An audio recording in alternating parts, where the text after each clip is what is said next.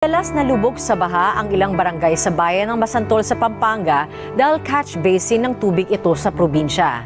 Kaya nagsagawa po ng training ang ABS-CBN Foundation sa Sagip Kapamilya para sa mga first responder ng bayan tuwing may emergencies at sakuna.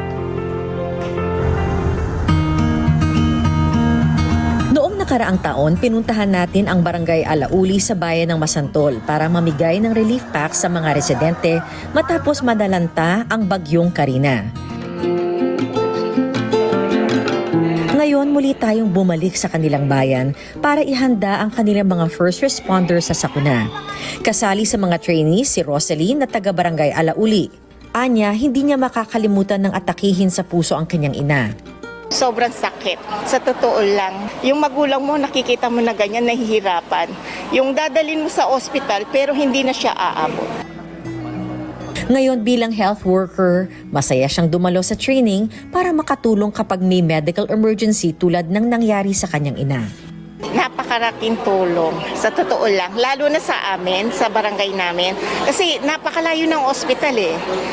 Kung para idala mo yung pasyente dun na kung walang ganito, wala. Mamamatay na lang yung pasyente. Pursigido rin ang chief tanod na si Eusebio na matuto ng first aid. Hirap-an niya makapunta ng ospital ang mga residente sa kanilang barangay tuwing may kalamidad. Pag panahon po talaga ng bagyo sa amin, hindi po kami makapunta sa mga ospital o sa bayan kasi po malalaki nga po ang alon.